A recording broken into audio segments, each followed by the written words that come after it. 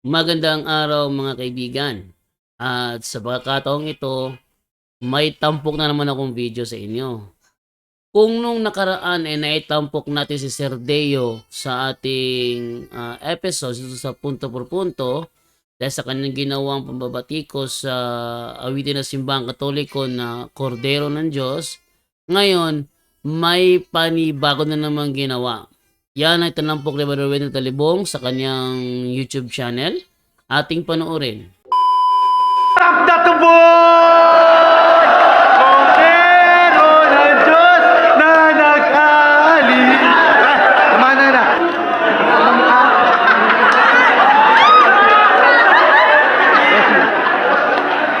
Kaya pala may... Kaya...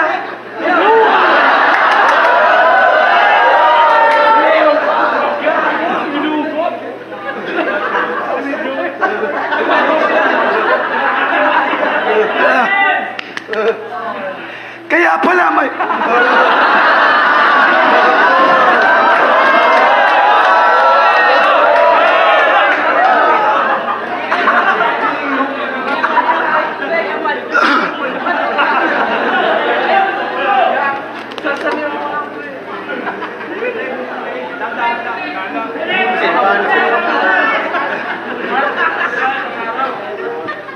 Okay, sige. Hindi nawala yung boses. Nawala yung boses. Boses ko talaga.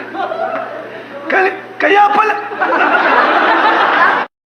Iya si Sir Dio sa flip top competition.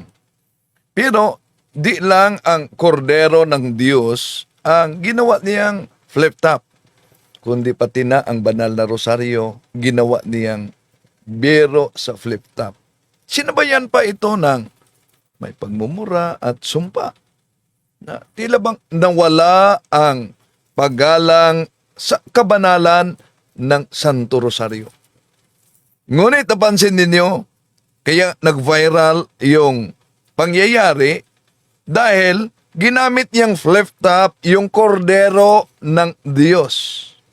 At biglang may nangyari sa kanya. Hindi niya inaasahan yon.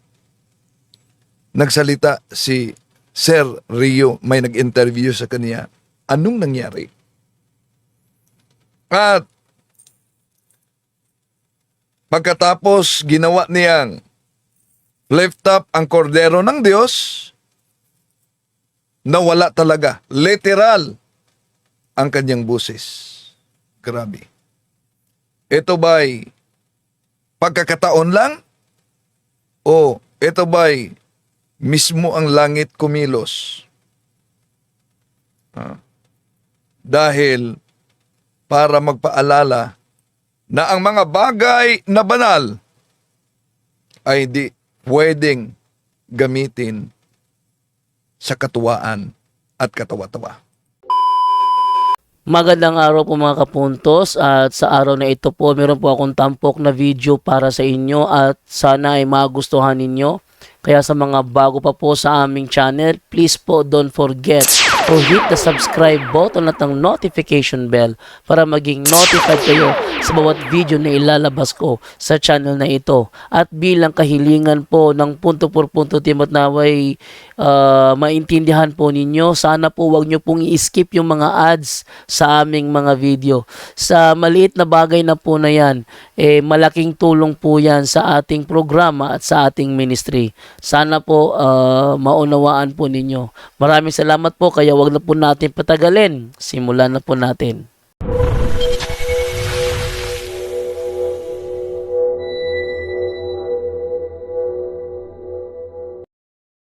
Ito, si Sir Jonel sa flip top, ginamit niya pati na yung rosaryo. Merong magandang mensahe sana, pero ang problema ay may kasamang pagmumura. Bahala kang mamatay. Bahala kang mamatay. At last, Sumpa yon. tangina. Ito'y tungkol Pagmumura. sa... Flip top na tuboy! Kordero ng Diyos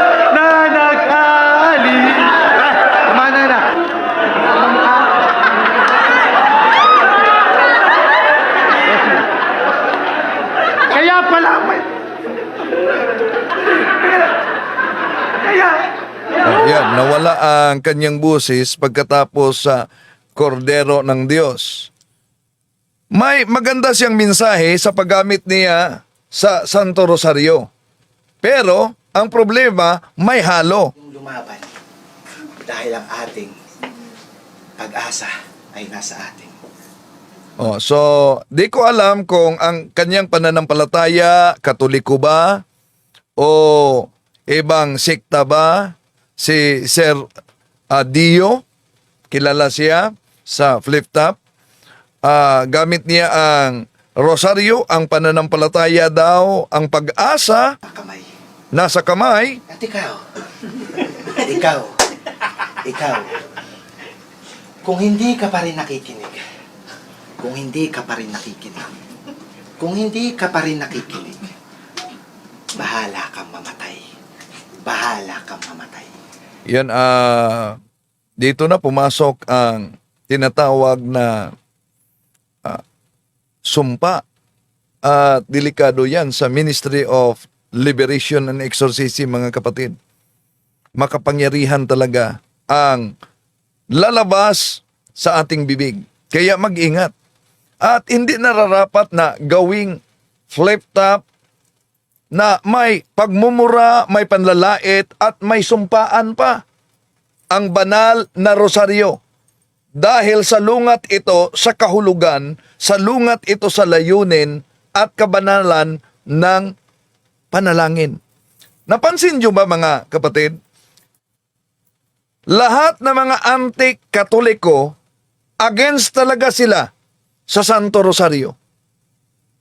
Bawal daw umano ang Santo Rosario. Imagine, sino ngayon ang katuparan sa hula ni Propeta Isaias sa Isaias Kapitulo 5, versikulo 20. Ano ang kaniyang hula? Kawawa kayong mga baliktad ang isip. Ang mabuti gawa ay masama. At minabuti naman iyong masama. Ang yung sabing masama ginawang mabuti, mabuti ginawang masama, 'di ba? Oh. Yung mapait ginawang matamis. So, makita ninyo talaga kung sino ang katuparan sa hulang 'yon. Bakit? Lahat kay Eliseo Soriano, kay Apollo Kibuloy, kay Felix Manalo at iba pang born again, allergic sa Santo Rosario.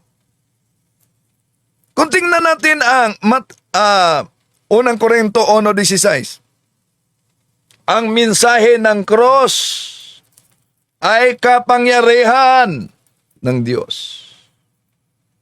At dito sa cross, sinambit natin ang the 12 articles of Christian faith. Masama ba yon? Di ba? Sila ang katuparan sa Isaiah 5:20. Bakit? Sabi nila kasi, masama yan. Bawal ang rosaryo. Ano po ba ang sinasambit natin? I believe in God, the Father Almighty, Creator of heaven and earth. I believe in Jesus Christ. Oh, masama yan? Pagkatapos, binanggit natin, sinambit natin ang turo na panalangin ng ating Panginoon Jesucristo. I believe in God, the Father Almighty, Creator of heaven and earth. Pagkatapos, may tatlong Hail Mary. Yun ay binanggit ng anghel mismo. Ave Maria, gratia plena, Dominus tecum, benedicta tu in mulieribus. Pagkatapos, Gloria Patri et Filio et Spiritus Sancto. Glory be to the Father, and to the Son, and to the Holy Spirit.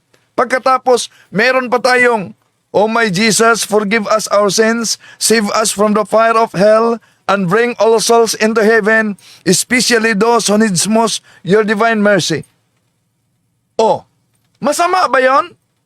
Sa huling bahagi sa ating rosaryo, let us pray. O God, through His only begotten Son, by His life, death, and resurrection has purchased for us the reward of eternal salvation, grant, we beseech you, that meditating upon the mystery of the most holy rosary of the Blessed Virgin Mary, we may imitate what it contains and obtain what it promised through the same Christ our Lord. Masama ba yon? So, ngayon, sa mga nagsasabi na masama ang banal na rosaryo, mga kapatid, sino ang katuparan sa Isaiah 5:20? Kawawa kayo, mga baliktad ang isip. Ang mabuting gawa ay minamasama at minabuti naman iyong masama. Ang mapait ay ginawang matamis at ang matamis ay ginawang mapait. Sino ang katuparan? Kaya isip-isip na kayo. Kung kayo nakasali at nahikayat sa siktang tatag lamang ng tao. Delikado yan, mga kapatid. Pag humihiwalay ka sa simbahang katoliko na tunay na iglesyang tatag ng ating Panginoon Jesucristo, wala na silang sakramento. Walang sakramento. Maliban lang yung ibang mga sikta na meron silang tinatawag na nirecognize ng simbahan yung tinatawag na baptism nila, no? Pero kulang sila ng sakramento.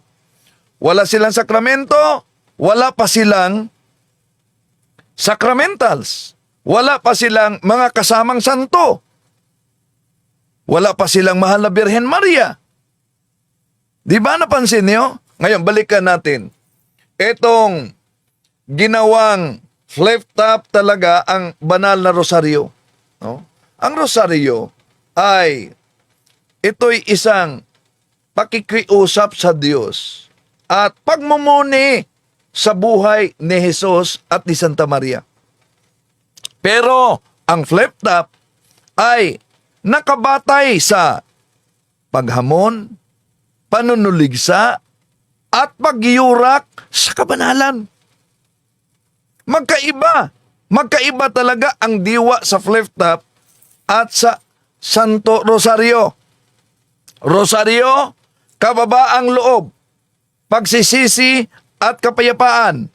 Flip top, may pagmumura, may pagmamataas, galit, at panghahamak. Napansin nyo ba sa flip top? Kaya ituloy natin ito nga na bahagi. Bahala kang mamatay. Bahala kang mamatay daw. At last, tangina. Oo, so yun. At last, hawak ang rosaryo, may pagmumura pa. Di ba? Salungat yan sa utos ng ating Panginoon Jesucristo sa pananalita. Si Jesus mismo na ang pananalita ng tao ay nagpapakita ng laman sa kanyang puso. Tingnan niyo ang Mateo Kapitulo 12, versikulo 34. So, ang pagdarasal na sinimulan ng mura at sumpa. Abay, hindi pagiging panalangin yan, kundi paglapastangan. Paglapastangan sa banal. Ang mga banal, pangalan ng Diyos, sa Mahal na Birhen Maria, mga santo, at mga misteryo ng buhay ni Jesus, ay inihahambing ito sa kabastusan, sa makamundong wika sa flip top.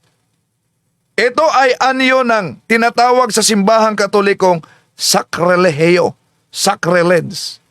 Paggamit sa banal na paraang walang galang. Di ba? Di ko sure. I-comment ninyo kung alam nyo ano ang pananampalataya o relihiyon. Alam nyo ba si Sir Dio? No? Hindi sa pag-atake sa kanya, kundi kung siya may katoliko, inanyayahan natin na tatanggap sa sakramento ng kumpisal. Pero, of course, kailangan nandiyan ang act of contrition. Diba? So, masamang halimbawa sa pananampalataya talaga, ginagamit ang Santo Rosario pero may kasamang pagsusumpa. Ano yon? Okay, tuloy natin. Ito'y tungkol sa'yo. Huwag puro kadiliman. Huwag mo kaming dalhin sa mundo mo. Tulungan mo sila lalong-lalo na yung mga nawawalan ng pag-asa sa buhay. Huwag mariwana, kapatid. Hindi yan ang solusyon, kapatid. Walang kwenta ang paglalakbay ng buhay mo kung walang Diyos sa puso mo. Real talk yan. Tangina mo. So, maganda na sana yung real talk niya, pero ang problema, may halong mura sa huling bahagi. Di ba? Kaya, naglilihis sa layunin sa pananampalataya ang paggamit sa rosaryo. Nagbubunga ng isang iskandalo, pagiging dahilan para posibleng may matisod sa pananampalataya. So, di natin alam sa ngayon kung ano ba ang pananampalataya ni Sir Dio, na ginamit ang Santo Rosario, ginamit ang Kordero, pero nagpakita na pwedeng gawing biro, pwedeng gawing aliwan, pwedeng gawing katatawanan yung panalangin. Alam niyo mga kapatid, may lugar ang sining. Pero hindi sa pagpalapastangan sa banal. Maaring gumamit ng rap o spoken word bilang papore o patotoo, kung ito ay may paggalang at kabanalan. Ngunit kapag pumasok na ang pagmumura, pumasok na ang sumpa, wala ito sa sining. Nasa pang-iinsulto ito at sakrelehiyo. Ang banal na rosaryo ay hindi dapat gawing flip-top na may mura. Bakit? Dahil pinapalitan nito ang panalangin ng pagmamataas, mga kapatid. Nilapastangan ang banal. Sinisira ang tunay na diwa ng debosyon. Ang banal ay nararapat lapitan ng banal. Kung nais mong ipahayag ang pananampalataya sa modernong paraan, dapat mananatili itong may galang, may saysay, may katotohanan sa Diyos, hindi sa ego o aliw ng panunuya. Di po ba? Oo. Ngayon, tuloy natin. Ay! Lift-up magingay! Yun ang paggamit niya sa rosaryo. Punta tayo sa Kordero ng Diyos.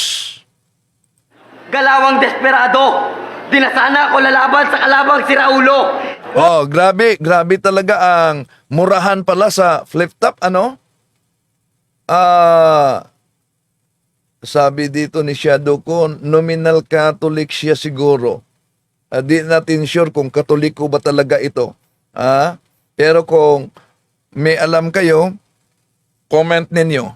Kilala niyo si Sir Dio? Katoliko ba siya o Iglesia ni Kulapo? Tuloy natin. Kulang yung ipin ko, pero di ako nagkulang bilang isang tao. Ilang beses kang humingi ng battle kay Enigma, pero palagi kang tinataboy. Samantalang ako, nagkordero lang ng Diyos, flip-top na to, boy! Kordero ng Diyos na nag-aalis. Tama na.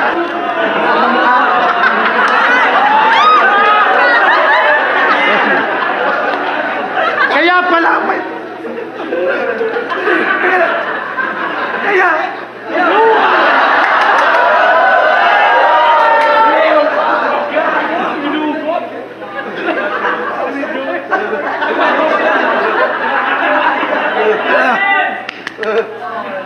kaya pala may...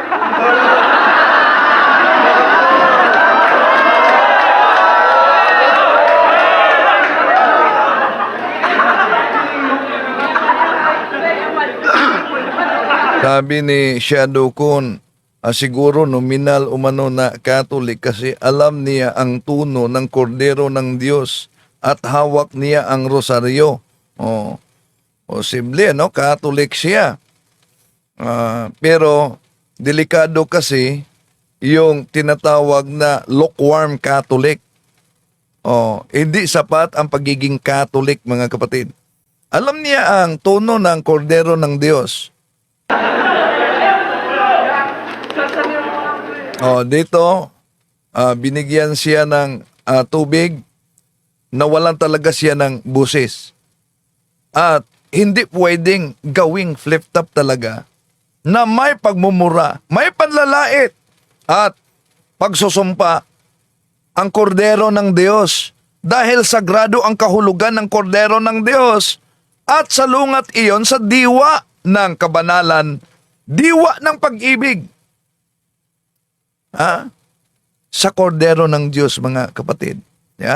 Ang kordero ng Diyos ay hindi simpleng paksa ng aliwan. Ang kordero ng Diyos ay si Jesus mismo, ang handog na walang bahid na nag-aalay ng buhay para sa kaligtasan ng sanlibutan. Ang paggawa rito bilang flip-top ay may mura pa, may insulto pa, may panlalait pa. Malinaw na nagpababa ito sa isang banal na misteryo, mga kapatid. Ang pagmumura at panlalait ay kalaban sa kabanalan. Ang esensya ng mensahe ng ating Panginoon Jesucristo, pag-ibig, pagpakumbaba, awa, at paggalang sa dangal ng kapwa. Pero ang flip-top, puno ng panlalait, sumpa, galit, at kabaliktaran talaga sa espiritu ng kordero ng Diyos. Tandaan natin ang sinabi ng ating Panginoong Hesus, mula sa bibig ay lumabas ang masama o mabuti mula sa puso. Ibig sabihin, ang estilo ay nagsisiwalat ng espiritu. May hangganan ang kalayaan sa sining. Oo! May kalayaan ang sining at pananalita at salita. Ngunit hindi lahat ng pwedeng gawin ay nararapat gawin, lalo na kung ito'y nilapastangan ang sagrado. Sinaktan ang pananampalataya ng iba. Ang kabanalan ay hindi kailanman gawing katatawanan o insulto. Tuloy natin si Sergio dito dahil literal nawalan talaga siya ng busis.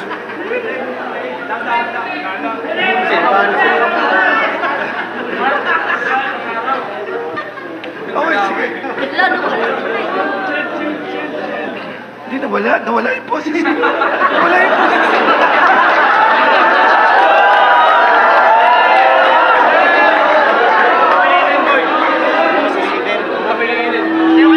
Saan nawala yung boses ko talaga. Kaya pala.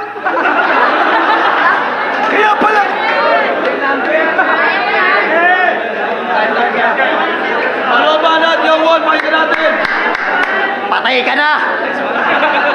Deserve mong bumatil! Dito ka, tol. Yan, sumpa na naman yon. Deserve mong bumatil! Pero di yan manalo. Malas mo pa, brother! Dito ka dumayo! At baliw ka rin pala! It's atay! Walang pagtatalunan! Huwag mo lang ipilit ang gusto mo! Baka tayo magkatuluyan. At hindi ko na mismo wandakilan kung bakit ka nagkaganyan. Patunay lang na di ka buo, kaya ka kulang-kulang. I-poison 13! Time pause! Tayo ulit palad! Santeo, pahinga natin! Nawala talaga yung boses ko. Subukan natin.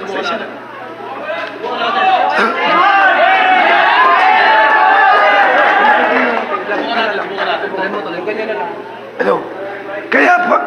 Kaya pala may yan.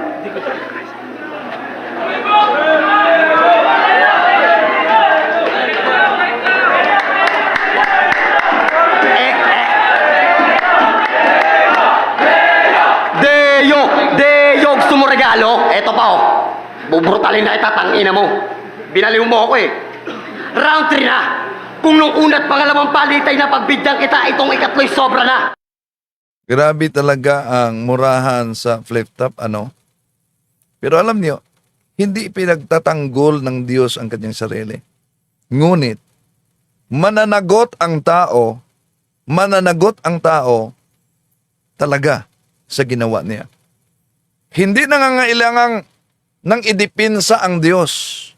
Ngunit ang tao na sadyang ginagawang biyero ang banal, ginagamit ang pangalan ng Diyos sa kawalang galang, talagang mananagot sa konsensya, komunidad, at sa harap ng Diyos.